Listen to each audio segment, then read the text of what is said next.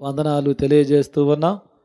అలాగే కూడి వచ్చిన మీ అందరికీ వందనాలమ్మా, అందరికీ వందనాలండి. మంచిది. ఈ సమయంలో మనము దేవుని వాక్యాన్ని కొద్ది నిమిషాలు ధ్యానం చేద్దాం.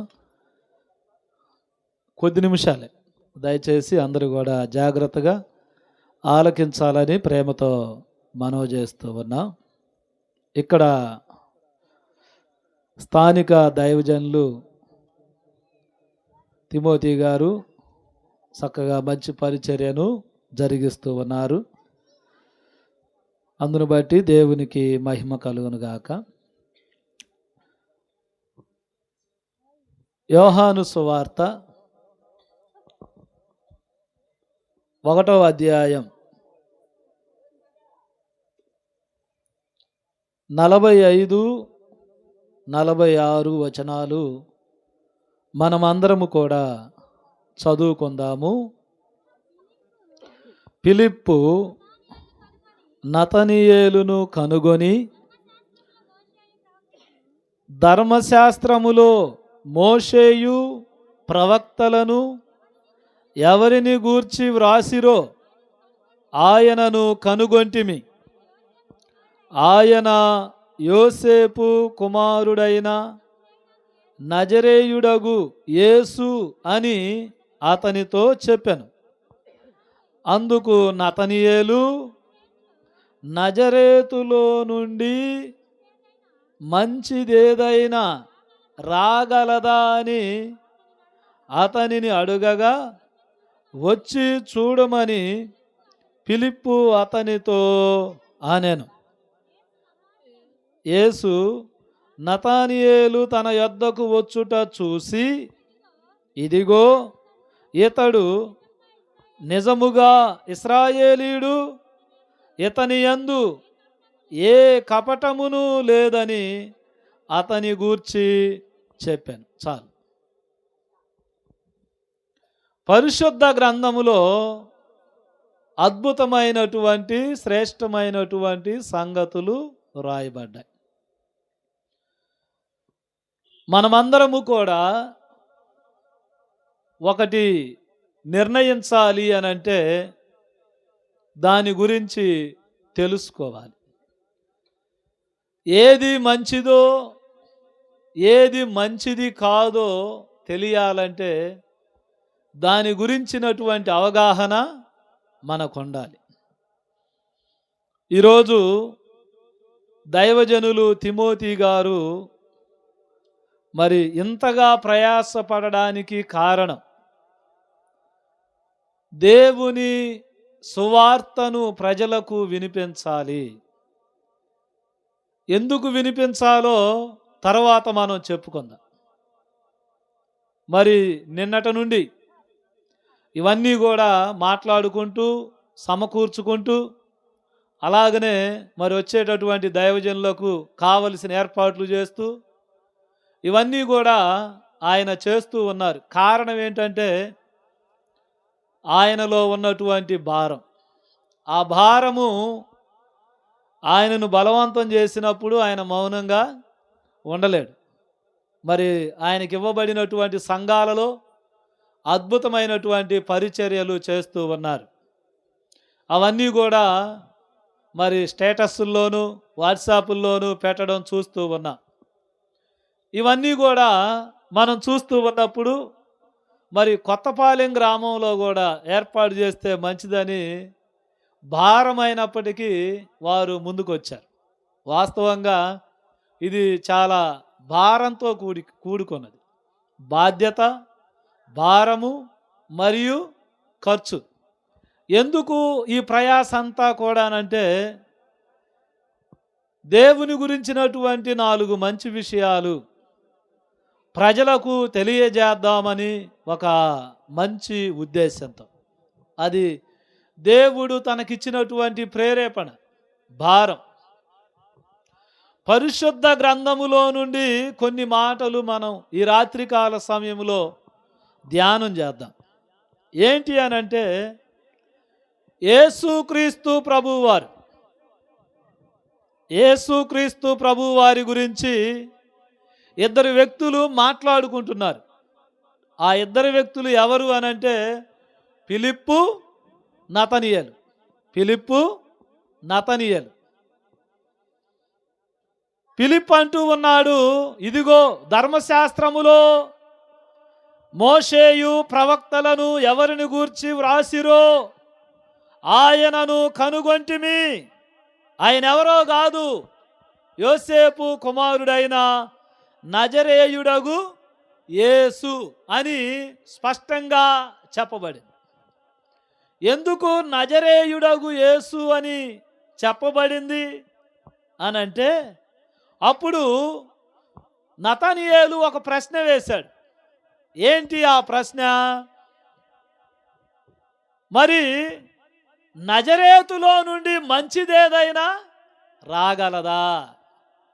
నజరేతులో నుండి మంచిదేదైనా రాగలదా అంటే దానికి ఒక చరిత్ర ఉంది. ఏంటి ఆ చరిత్ర అంటే, నజరేతు అనే గ్రామం, అది ఒక చిన్న గ్రామం, పల్లెటూరు. ఆ గ్రామములో యేసుక్రీస్తు ప్రభువారు పెరిగారు. పుట్టిందేమో బెత్లెహేములో, పెరిగిందేమో నజరేతులో. ఈ నజరేతు గురించి ఏం చెప్పబడింది చరిత్రలో అంటే, నజరేతులో ఉన్నటువంటి ప్రజలందరూ కూడా దాదాపుగా చాలామంది దొంగలై ఉన్నారు, మోసం చేసేవాళ్ళై ఉన్నారు, విస్తారమైనటువంటి లెక్కలేనన్ని పాపములు చేసేవారై ఉన్నారు. ఎవరిని కదిలించినా, ఎవరితో మాట్లాడినా ఎవరు కూడా సరిగ్గా లేరు. ఎక్కడ పట్టినా దోచుకోవడం. నజరేతులో ఉన్నటువంటి ప్రజల యొక్క చరిత్ర ఏంటంటే, వారు దొంగలై ఉన్నారు, దోచుకునేవారై ఉన్నారు, మోసం చేసేవాళ్ళై ఉన్నారు, అక్కడక్కడ వ్యభిచారం చేసేవాళ్ళై ఉన్నారు. అక్కడ నుండి మంచి వాళ్ళు ఎవరైనా వచ్చేవాళ్ళు ఉన్నారా? అందులో నుండి మంచిదేదైనా రాగలదా ప్రశ్న. మనందరికీ మన చీరాల దగ్గర ఉన్నటువంటి స్టువర్ట్పురం గురించి ఒక చరిత్ర తెలుసు. ఏంటి దానికి ఉన్నటువంటి చరిత్ర అంటే, అక్కడ అందరూ కూడా దొంగతనం చేసేవారు. ఇంతకుముందు పూర్వకాలంలో ఎక్కువగా దొంగతనాలు జరిగేవి. అక్కడ ఎక్కువగా దొంగతనాలు జరుగుతూ ఉన్నప్పుడు దాని మీద నిఘా ఎక్కువ పెట్టారు.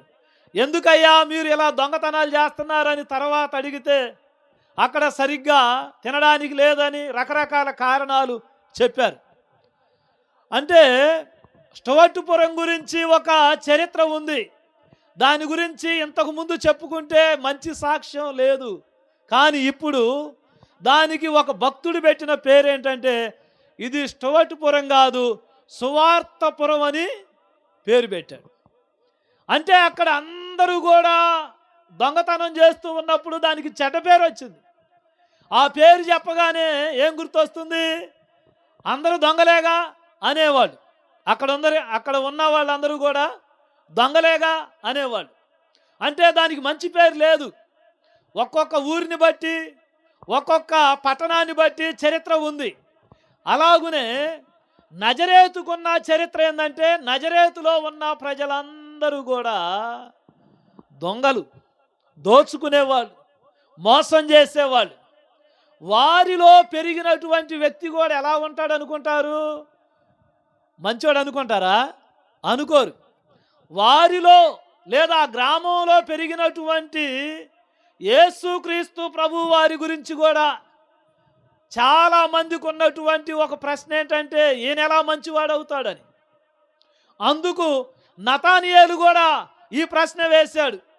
మరి నిజమేనా? మీరు చెప్పింది బాగానే ఉంది, కానీ ఈయన నజరేతులో నుండి వచ్చాడని చెప్పావు కదా, నజరేతులో నుండి మంచి వ్యక్తి ఎవరు రాగలరు? మోషే చెప్పినటువంటి, ధర్మశాస్త్రంలో చెప్పినటువంటి వ్యక్తి పరిశుద్ధుడు, నీతిమంతుడు, మంచివాడు, గొప్పవాడు అని ఈ విధంగా చెప్పబడింది. కానీ మీరు చెప్తుంది చూస్తే ఎక్కడి నుంచి, నజరేతులో నుండి ఎవరు వస్తారు మంచివాళ్ళు అని చెప్పడం మనం చూస్తూ ఉన్నాం. అందుకు ఫిలిప్ అన్నాడు, నేను చెప్పడం కాదు, నువ్వే వచ్చి చూడు, నువ్వే వచ్చి చూడు. ఏంటి యేసుక్రీస్తు ప్రభువు వారిలో ఉన్నటువంటి మంచితనం? యేసుక్రీస్తు ప్రభువు వారిలో ఉన్నటువంటి మంచితనం ఏంటి? యేసుక్రీస్తు ప్రభువు వారు నజరేతులో పెరిగాడు, బెత్లెహేములో పుట్టాడు. యేసుక్రీస్తు ప్రభువు వారి గురించి ఒక మాట చెప్పబడింది, ఆది అందు వాక్యము ఉండెను, వాక్యము దేవుని యొద్ద ఉండెను, వాక్యము దేవుడై ఉండెను, ఆ వాక్యమే శరీరధారి అయి కృపా సత్య సంపూర్ణుడిగా మన మధ్య నరావతారిగా జీవించడానికి ఆయన వచ్చాడు. యేసుక్రీస్తు ప్రభు వారి గురించి స్పష్టంగా చెప్పబడింది, ఆయన కృపా సత్య సంపూర్ణుడిగా మన మధ్యలో నివసించడానికి వచ్చాడు. ఆయన గురించి ఒక మాట, నజరేతులో నుండి మంచిదేదైనా రాగలదా?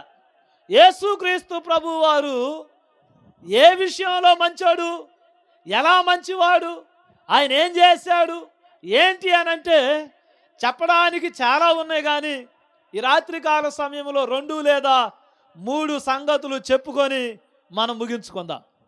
1 యోహాను సువార్త 1వ అధ్యాయము 29వ వచనం. మరునాడు యోహాను యేసు తన వద్దకు రాగా చూసి, ఇదిగో లోక పాపమును మోసుకొని పోవు దేవుని గొర్రెపిల్ల.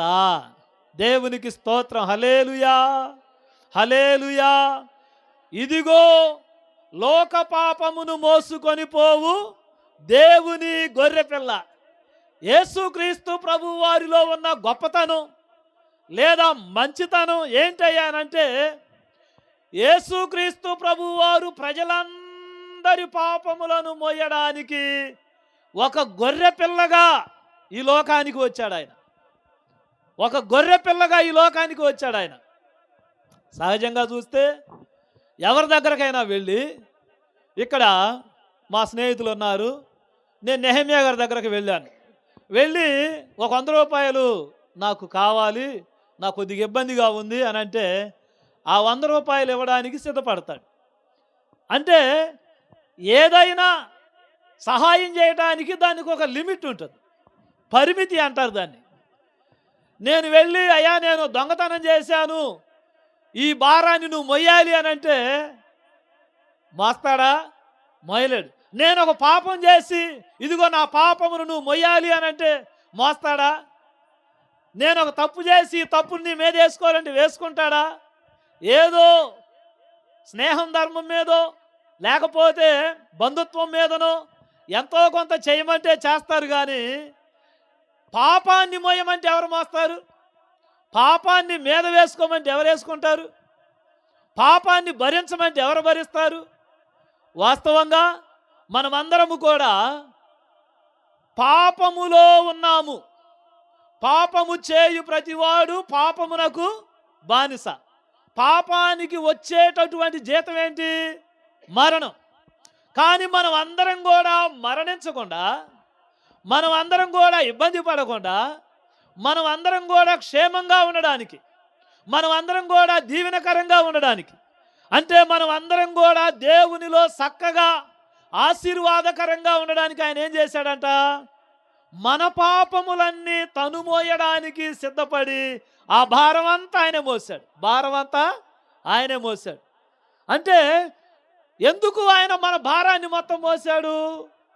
3వ అధ్యాయం 16వ వచనంలో, దేవుడు లోకమును ఎంతో ప్రేమించెను. ఎంతగా ప్రేమించాడంటే మన కొరకు భారాన్ని, పాపాన్ని, శాపాన్ని మోసేటంతగా. వాస్తవంగా ఇది ఎవరు చేయలేరు. ఓ 10 రూపాయలు కావాలంటే సహాయం చేస్తారు, 100 రూపాయలు కావాలంటే చేయొచ్చు, 1000 రూపాయలు కావాలంటే చేయొచ్చు, ఇంకొంచెం కావాలంటే చేయొచ్చు. కానీ నా పాపాన్ని నువ్వు మొయ్యి అని అంటే, ఇక్కడ నా పాపాలే నేను మోసుకోలేకపోతున్నాను, ఇక్కడ నా పాప భారాన్నే నేనేం చేయాలో అర్థం కావట్లేదు, నీ పాపాన్ని నేనెలా మోస్తాను? ప్రియమైన వారులారా, పాపము అనేది మహాభయంకరమైనది. యేసుక్రీస్తు ప్రభు వారిలో ఉన్న మంచితనం ఏంటయ్యా అంటే, ఆయన తన భారాన్నో లేకపోతే తన పాపాన్నో మోయడానికి రాలేదు. అంటే సహజంగా ఎవరైనా ఏం చేస్తారు? ఎవరి పని వాళ్ళు చేసుకుంటారు, ఎవరి భారాన్ని వాళ్ళు మోసుకుంటారు. లేదు, ఇంకొంచెం మంచితనం ఉందనుకుందాం. ఉంటే తన తండ్రి భారాన్నో తన తల్లి భారాన్నో లేకపోతే తన బంధువుల యొక్క భారాన్నో మోస్తారు. కానీ యేసుక్రీస్తు ప్రభువు వారు తన భారాన్నే కాదు, లేకపోతే తన తల్లిదండ్రుల భారాన్నే కాదు, తన బంధువుల భారాన్నే కాదు, లోకమంతా అంటే లోకములో ఉన్న ప్రతి పాప భారాన్ని మోయడానికి వచ్చాడు. దేవునికి స్తోత్రం, హల్లెలూయా. యేసుక్రీస్తు ప్రభువు వారిలో ఏ పాపము లేదు. వాస్తవంగా ఆయన చక్కగా ఉండొచ్చు, నెమ్మదిగా ఉండొచ్చు. నా యందు పాపం ఉన్నదని మీలో ఎవరైనా నిరూపించగలరా? దేవునికి స్తోత్రం, హల్లెలూయా. ఎవ్వరూ నిరూపించలేకపోయారంట. పరిశుద్ధ గ్రంథంలో ఈ మాట చెప్పబడింది. ఏంటి అనంటే, యేసుక్రీస్తు ప్రభువు వారు ఏ పాపము చేయలేదు, అందుకే మన పాపములను క్షమించడానికి అర్హతను కలిగి ఉన్నాడు. అంటే పరిశుద్ధ గ్రంథంలో ఈ మాట ఉంది, ఒక గ్రుడ్డివాడు ఇంకొక గ్రుడ్డివానికి త్రోవ చూపునా ఒకవేళ చూపిస్తే ఏం జరుగుతుందంట? ఇద్దరు వెళ్ళి గుంతలో పడిపోతారంట. ఎందుకు? వాడికి కనిపించదు, వీడికి కనిపించదు. అంటే త్రోవను చూపించాలంటే ఇంకొక వ్యక్తి గ్రుడ్డివాడై ఉండకూడదు. అలాగే పాపమును క్షమించాలంటే పాపము లేనివాడై ఉండాలి. పరిశుద్ధ గ్రంథంలో ఏమని చెప్పబడింది? రక్తము చిందించకుండా పాప క్షమాపణ లేదు. అది ఏ రక్తమై ఉండాలి? పరిశుద్ధమైన రక్తమై ఉండాలి, నిష్కళంకమైన రక్తమై ఉండాలి, ఏ లోపము లేనటువంటి రక్తమై ఉండాలి. యేసుక్రీస్తు ప్రభువు వారు తాను ఈ లోకంలో కూడా పరిశుద్ధంగా జీవించి పరిశుద్ధమైనటువంటి ప్రవర్తన కలిగి తన యొక్క జీవిత యాత్రలో అంతా కూడా చక్కగా కాపాడుకొని ఆయన ఏం చేశాడంట? మనందరి కొరకు తన ప్రాణాన్నే పెట్టాడు. ఏమన్నాడు తెలుసా? మనుషులందరి కొరకు ఒక్కడు చనిపోవుట ప్రయోజనకరం. వాస్తవంగా మన పాపముల నిమిత్తం మనం మరణించాలి, మన పాపముల నిమిత్తం మనమే మరణించాలి. కానీ మనందరి కొరకు యేసుక్రీస్తు ప్రభువు వారు ప్రాణం పెట్టారు. ఏంటి దేవుని మంచితనం అని అంటే, ఆయనలో ఏ తప్పు లేకపోయినా, ఆయనలో ఏ లోపం లేకపోయినా తప్పు చేసినటువంటి మన పాపాన్ని ఆయన మోయడానికి సిద్ధపడ్డాడు. ఎందుకు అనంటే ఆయన మనల్ని ప్రేమించాడు. ఎందుకు అనంటే మనమందరం కూడా ఎవరి పోలికంట? దేవుని పోలిక. దేవునికి స్తోత్రం, హల్లెలూయా. మనము దేవుని పోలికలో నుండి వచ్చాము గనక, దేవునికి మనము ప్రత్యేకించబడిన వారం గనుక, ఆయన మనల్ని ప్రేమించాడు గనక మన కొరకు ఆయన తన ప్రాణాన్నే పెట్టాడు. అందుకని ఈరోజు మనం గుర్తుపెట్టుకోవాలి, ఏంటి యేసుక్రీస్తు ప్రభువు వారిలో ఉన్న మంచితనం అంటే, ఆయన మనందరి పాపాలు మోస్తూ తన ప్రాణాన్నే ప్రాణంగా పెట్టాడు, త్యాగం చేశాడు. ఎవరున్నారు ఈరోజు తల్లి కొరకు, లేకపోతే భర్త కొరకు, భార్య కొరకు భర్త ఒక కిడ్నీ ఏమంటే ఇచ్చే రోజులేనా? ఒక కిడ్నీ ఇస్తే బతుకుతాడు, కానీ ఇచ్చే రోజులు కాదు. ఒకవేళ రక్తం ఇవ్వాల్సి వస్తే ఎంత ఇస్తారు? ఒక 200 ml ఇస్తారు. మొత్తం ఇస్తారా? మనిషి శరీరంలో దాదాపు 6 లీటర్ల రక్తం ఉంటుంది, మొత్తం ఇస్తారా? కానీ యేసుక్రీస్తు ప్రభువు వారు అంతా దారపోశాడు. దేవునికి స్తోత్రం, హల్లెలూయా, హల్లెలూయా. ఏంటి దేవునిలో ఉన్న మంచితనం అంటే, నీ పాపములు నా పాపములు అందరి పాపములు ఆయన మోయడానికి లోకానికి వచ్చాడు. ఆయన మనందరి కొరకు గొప్ప కార్యాన్ని చేశాడు. వాస్తవంగా మన పాపాన్ని మనమే మోయాలి, మన పాపానికి మనమే పరిహారం చెల్లించాలి, మన పాపానికి మనమే మరణించాలి, మన పాపానికి మనమే శిక్ష అనుభవించాలి, మన పాపానికి మనమే అంతా చేయాలి. కానీ ఈరోజు మన పాపములన్నీ తన మీద వేసుకొని ఆయన మన కొరకు రక్తాన్ని గార్చి మనకు విమోచన కలగజేశాడు. దేవునికి స్తోత్రం, హల్లెలూయా, హల్లెలూయా. ఈ విమోచన పొందడానికి మనం ఎన్ని రూపాయలు ఇవ్వాలి? ఈ విమోచన పొందడానికి మనం ఎంత ఖర్చు పెట్టాలి? ఒకప్పుడు ఏం జరిగేదంటే, పాత నిబంధన గ్రంథంలో, ఎప్పుడు చెప్పండి? పాత నిబంధన గ్రంథంలో. అంటే యేసుక్రీస్తు ప్రభువారు ఈ లోకములో జన్మించక ముందు ఏం జరిగింది అని అంటే బలులు అర్పించేవాళ్ళు. ఏమర్పించేవాళ్ళు? బలులు అర్పించేవాళ్ళు. బలులు అర్పించేవాళ్ళు అంటే కోడిదొండో, మేకపిల్లనో, గొర్రెపిల్లనో పాపానికి పరిహారంగా అర్పించేవాళ్ళు. అది కూడా ఎవరు అర్పించేవాళ్ళు? యూదులు మాత్రమే. ఎవరు? ఇశ్రాయేలీయులు మాత్రమే అర్పించేవాళ్ళు. అది కూడా పురుషులు మాత్రమే. వాళ్ళు పాప పరిహారానికి ప్రాయశ్చిత్తంగా బలులు అర్పించేవాళ్ళు. ఒక గొర్రె పిల్లను కొనాలంటే ఎంత అవుతుంది? ఒక కోడిదొడ కొనాలంటే ఎంత అవుతుంది? ఒక కోడిదొడ ఖర్చు ఎంత? ఒక గొర్రెపిల్ల ఖర్చు ఎంత? ఒక మేకపిల్ల ఖర్చు ఎంత? అంటే ఆ రోజుల్లో వారు ఒకసారి కాదు, ఎప్పుడు పాపం చేస్తే అప్పుడు గొర్రెపిల్లనో మేకపిల్లనో తీసుకొచ్చి బలి అర్పించాలి. అంటే ప్రతిసారి వాళ్ళు ఖర్చు పెట్టాల్సిందే. యేసుక్రీస్తు ప్రభు వారు వచ్చిన తర్వాత ఏం జరిగింది అని అంటే గొర్రె పిల్లలతో మేక పిల్లలతో ఇక పని లేదు. యేసుక్రీస్తు ప్రభు వారు మనందరి కొరకు ఆయనే సిలువలో తన అమూల్యమైన రక్తాన్ని గార్చి పాప పరిహారాన్ని జరిగించాడు. ఈరోజు మనం అందరం కూడా రక్షణ పొందాము. మనం అందరం అన్యజనులం. మన యూదులమా? మన ఇశ్రాయేలీయులమా? కాదు. ఈరోజు మనం అందరం కూడా రక్షణ పొందామంటే దానికి కారణం ఎవరు? యేసుక్రీస్తు ప్రభు వారే. ఆయనే ఈ లోకానికి రావడం వల్ల. ఎందుకు యేసుక్రీస్తు ప్రభు వారు వచ్చారు అని అంటే నిన్ను నన్ను మనలందరినీ కూడా రక్షించడానికి. దేవునికి స్తోత్రం. హల్లెలూయా. రెండవ విషయాన్ని చెప్పుకుందాం. లూకాసు వార్త 23వ అధ్యాయం 34వ వచనం. లూకాసు వార్త 23వ అధ్యాయం 34వ వచనం. తండ్రి, వీరేమి చేయుచున్నారో వీరెరుగరు గనక వీరిని క్షమించుమని చెప్పాను. వారు ఆయన వస్త్రములు పంచుకొనుటకై చీట్లు వేసిరి. దేవునికి స్తోత్రం. హల్లెలూయా, హల్లెలూయా. ఏంటి దేవునిలో ఉన్న మంచితనం? నజరేతులో నుండి మంచిదేదైనా రాగలదా అంటే నతనయేలు వచ్చి చూసి నిజమే, ఈయన నిజంగా ఇశ్రాయేలీయుడు అని, ఈయన నిజంగా మంచి వ్యక్తి అని సాక్ష్యం ఇచ్చాడు. యేసుక్రీస్తు ప్రభు వారిలో ఉన్న మంచితనం ఏంటి? చుట్టుపక్కల ఉన్న వాళ్ళందరూ వేధిస్తున్నారు, ఉమ్మేస్తున్నారు, కొరడాలతో కొడుతున్నారు, ఇబ్బంది పెడుతున్నారు, ఎగతాళి చేస్తున్నారు, ఇష్టం వచ్చినట్టు మాట్లాడుతున్నారు, తన్నుతున్నారు.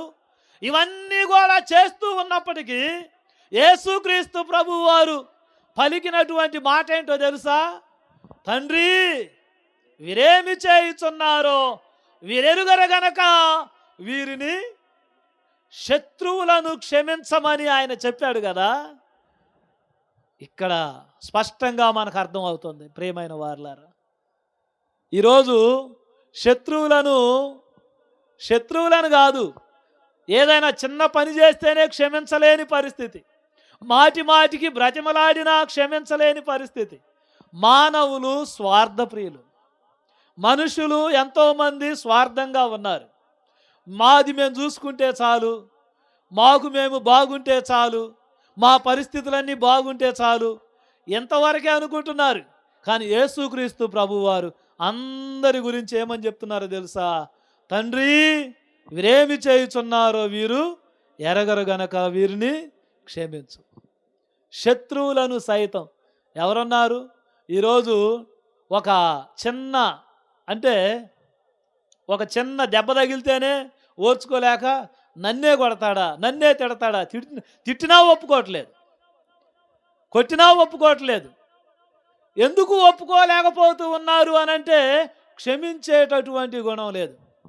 దానివల్ల ఏం పెరుగుతుంది? ద్వేషం పెరుగుతుంది, అసూయ పెరుగుతుంది, భేదములు పెరుగుతూ ఉన్నాయి. యేసుక్రీస్తు ప్రభువారిలో ఉన్న మంచితనం ఏంటంటే ఆయన తన శత్రువులను కూడా తన్నే వాళ్ళను క్షమించాడు, గుద్దే వాళ్ళను క్షమించాడు, ఉమ్మేసిన వాళ్ళని క్షమించాడు, అందరినీ క్షమించాడు. దేవునికి స్తోత్రం. హల్లెలూయా. అది యేసుక్రీస్తు ప్రభువారిలో ఉన్నటువంటి గొప్పతనం, మంచితనం. ఈరోజు చాలామంది చెప్పుకునే విషయం ఏంటంటే, అయ్యా మరి మేమంతా కూడా అంత మంచివాళ్ళం ఏం కాదు అని అంటున్నారు. అంత మంచివాళ్ళం కాదు, మేము చేయలేము అని అంటున్నారు. కానీ యేసుక్రీస్తు ప్రభువారు అంటున్నారు, అయ్యా ఇదిగో ఇదిగో నేను ఏ విధంగానైతే ఉన్నానో అలాగున మీరు కూడా నడుచుకోండి అని మాదిరికరముగా అంతా చూపించాడు. మూడో విషయం చెప్పి మనం ముగించుకుందాం. మూడవది లూకాసు వార్త 13వ అధ్యాయం 8వ వచనం. లూకాసు వార్త 13వ అధ్యాయం 8వ వచనం. అయితే వాడు, అయ్యా నేను దాని చుట్టూ త్రవ్వి ఎరువు వేయుమట్టుకు ఈ సంవత్సరము కూడా ఉండనిము. ఏం జరిగిందో 7వ వచనంలో చదువుకుందాం, 6 నుండి చదువుకుందాం. మరియు ఆయన వారితో ఈ ఉపమానము చెప్పాను, ఒక మనుషుని ద్రాక్ష తోటలో అంజూరపు చెట్టు ఒకటి నాటబడి ఉండెను. అతడు దాని పండ్లు వెదకి వచ్చినప్పుడు ఏమీ దొరకలేదు గనుక అతడు, ఇదిగో 3 ఏండ్ల నుండి నేను అంజూరపు చెట్టున పండ్లు వెదకు వచ్చుచున్నాను గాని ఏమీ దొరకలేదు, దీనిని నరికివేయుము, దీని వలన ఈ భూమియు ఎలా వ్యర్థమైపోవలనని ద్రాక్ష తోటమాలితో చెప్పాను. దేవునికి స్తోత్రం. హల్లెలూయా, హల్లెలూయా, హల్లెలూయా. ఏంటి దేవుని మంచితనం, ఏంటి దేవుని గొప్పతనం అని అంటే, యేసుక్రీస్తు ప్రభువారు తోటమాలిగా ఉన్నాడు. తండ్రి అయిన దేవుడు ఆ సమయంలో యజమానిగా వచ్చి అడుగుతూ ఉన్నాడు. మనందరి కొరకు ఉత్తరవాదిగా, న్యాయవాదిగా మనందరి తరపున ఎవరు ప్రార్థన చేస్తున్నారంట? యేసుక్రీస్తు ప్రభువారు ప్రార్థన చేస్తున్నారు. మన పక్షాన ఆయన మొరపెడుతున్నాడు, మన పక్షాన ఆయన అడుగుతున్నాడు. నువ్వు అడిగావో లేదో నీ పిల్లల గురించి, నువ్వు అడిగావో లేదో నీ బంధువుల గురించి, కానీ మనందరి గురించి ఎవరు అడుగుతున్నారు? యేసుక్రీస్తు ప్రభువారు అడుగుతున్నారు. ఏమని అడుగుతున్నారు అని అంటే, ఒక చిన్న ఉపమానం చెప్పబడింది, అది మన గురించే. అయితే పరిశుద్ధ గ్రంథంలో చెప్పబడిన మాటలు ఏంటంటే, ఒక ద్రాక్ష తోట ఉంది, అందులో ఒక అంజూరపు చెట్టు ఉంది. 3 సంవత్సరాల నుంచి యజమాని వస్తున్నాడంట, కానీ ఏ ఫలాలు లేవు. సంవత్సరానికి ఒకసారి కాపు రావాలా వద్దా? సంవత్సరానికి ఒకసారి కాపు రావాలి. కానీ 3 సంవత్సరాల నుండి వస్తున్నాడు, కానీ దానికి కాపు లేదు, ఏమీ లేదు. అంటే ఫలాలు ఏమీ లేవు. ఫలాలు అక్కడ వైరు పడిందమ్మా, వెనకాల వైరు పడింది చూడు.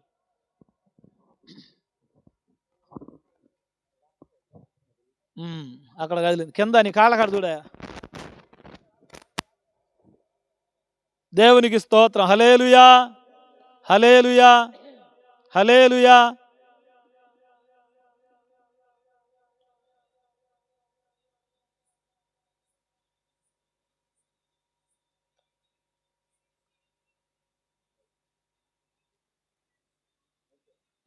ఏంటి దేవుని మంచితనం అంటే, 3 సంవత్సరాల నుంచి వెదుగుతూ వస్తూ ఉన్నాడు, కానీ దానికి ఫలాలేమీ లేవు. మనం ఉన్నాం, మిరపతోట వేసాం, ఒక మొక్క నాటాం. ఒక మొక్క నాటిన తర్వాత దానికి 4 నెలల తర్వాత, 5 నెలల తర్వాత కాపు రావాలి. అసలు కాపు రాలేదంటే ఇంకొక 2 సంవత్సరాలు అలాగనే ఉంచుతాం మనం? ఉంచుతామా? ఏం చేస్తాం మనం? పీకి దాని స్థానంలో ఇంకొకటి వేస్తాం.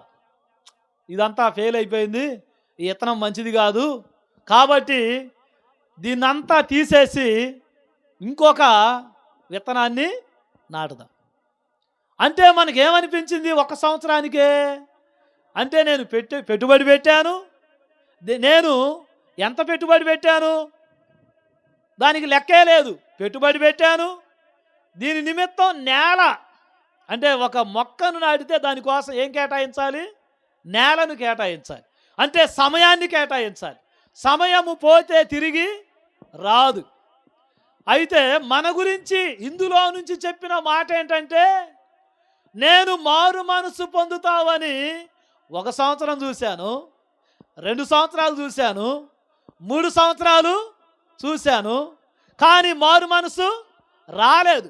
అందుకు యజమానుడు ఏమన్నాడు, ఇక లాభం లేదు, తీసుకెళ్ళి అగ్నిగుండంలో వేయడమే ఇక దీని నిమిత్తం. అంటే ఎన్ని సంవత్సరాలు చూసినా కానీ వీళ్ళలో మార్పు అనేది రావటం లేదు. ఎన్ని సంవత్సరాలు చూసినా వీళ్ళలో అసలు మార్పే లేదు లేదు అని యజమానుడు అంటా ఉంటే యేసుక్రీస్తు ప్రభువు వారు మధ్యలో ఏమని బతలాడుతున్నాడు, ఈ సంవత్సరం కూడా ఉండనిమ్ము అయ్యా, అయ్యా ఈ 1 సంవత్సరం చూద్దాం, ఈ 1 సంవత్సరం చూద్దాం, ఈ 1 సంవత్సరం చూద్దాం, ఇలా చెప్పుకుంటూ చెప్పుకుంటూ నీకు ఎన్ని సంవత్సరాలు దేవుడు సహాయం చేస్తూ ఉన్నాడు. ఎన్ని సంవత్సరాలను బట్టి, అంటే ఎన్ని సంవత్సరాలు బట్టి దేవుడు నీకు సహాయం చేస్తున్నాడు. అంటే పాత నిబంధన కాలంలో ఏం జరిగేది అని అంటే జలప్రళయం ఒకటి వచ్చింది నోవహు కాలంలో. నోవహు కాలంలో ప్రజలందరూ కూడా తిని తాగి విస్తారంగా పాపం చేస్తూ ఉంటే ఆ పాపాన్ని చూసి దేవుడు తట్టుకోలేకంట జలప్రళయాన్ని పంపించాడు. అప్పుడు అదంతా కూడా కొట్టుకొని పోయింది, వాళ్ళందరూ కూడా అందులో పడి చచ్చిపోయారు, అయిపోయింది. తర్వాత అగ్నిగంధకాలు వచ్చాయి సొదొమ గొమొర్రా మీదకి, అది కూడా కాలిపోయింది. అంటే నేను మీకు ఏం తెలియజేస్తూ ఉన్నాను, అప్పుడు పాపం చేసినప్పుడు తగినటువంటి శిక్ష వెంటనే వచ్చింది. ఈరోజు రావటం లేదు, రావటం లేదని ఏం చేస్తున్నారు, సులకనగా చూస్తున్నారు, తేలిగ్గా తీసుకుంటున్నారు. ఈరోజు తగిన శిక్ష వెంటనే రాకపోయేసరికి ఏముందిలే అనుకుంటున్నారు, ఈజీగా తీసుకుంటున్నారు.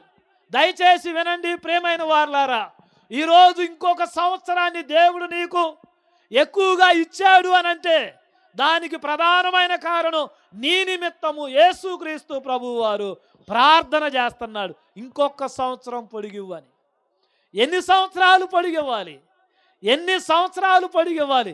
కానీ యేసుక్రీస్తు ప్రభువు వారు మంచితనం ఏంటంటే ఆయన నీ పాపాన్ని కూడా భరించి, నీ శాపాన్ని కూడా భరించి, నీవు చేసేటటువంటి ప్రతిదాన్ని చూస్తూ కూడా ఆయన ఏం చేస్తున్నాడు, ఇంకా సహించి ఇంకా సహించి ఆయన ఏం చేస్తున్నాడంట, నీ కొరకు సమయాన్ని కేటాయిస్తున్నాడు.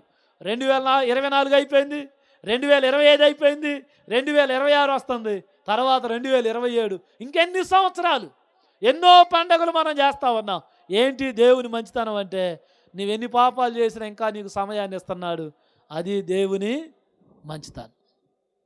ఇంకా ఎన్ని పాపాలు చేసినా, ఇంకా నువ్వు పాపంలో ఉన్నా దాన్ని నువ్వు అలుసుగా తీసుకోకూడదు. దేవుడు నాకు సమయాన్ని ఇంకా కేటాయించాడు, ఇక నేను ఆలస్యం ఇంకా కేటాయించాడు, నేను ఇంకా ఆలస్యం చేయకూడదు.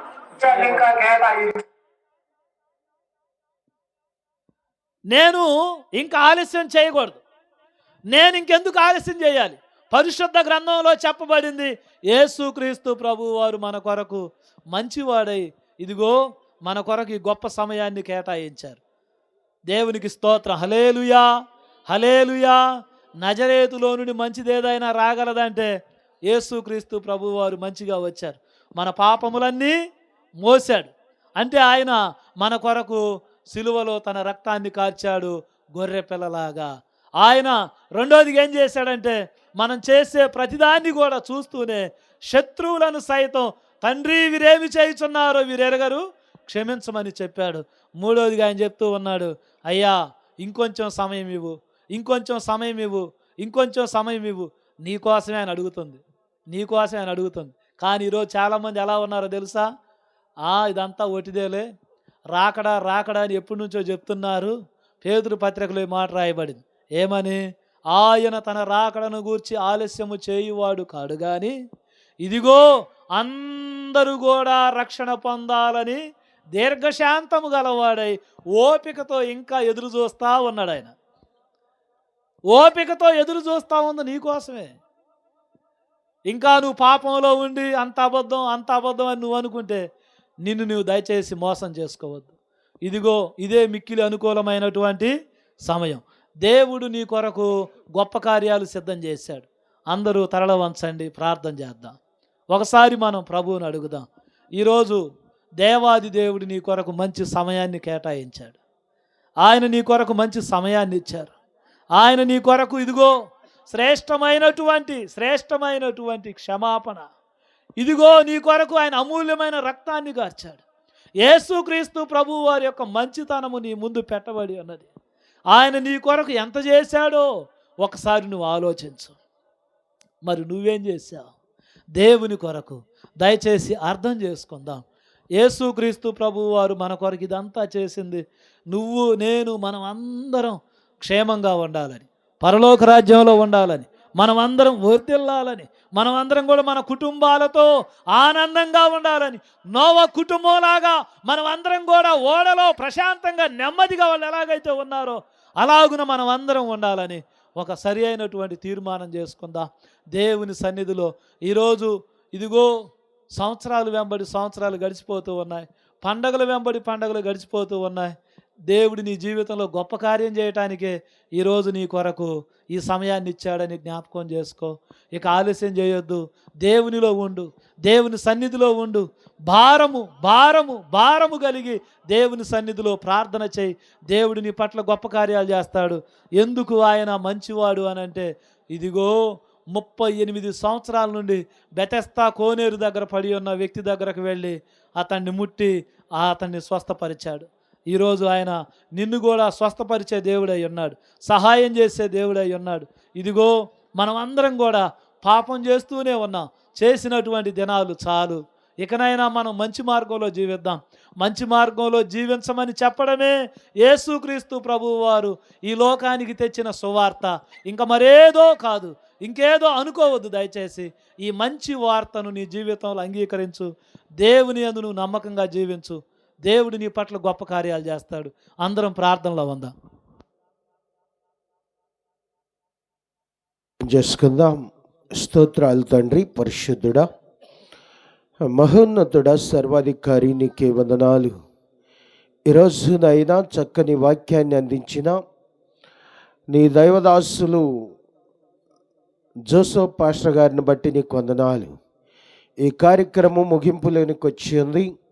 ఇంకను సండే స్కూల్ పిల్లలు యాక్షన్ సాంగ్స్ 2 మిగిలి ఉన్నవి, వాగ్దానాలు, క్యాండిల్స్.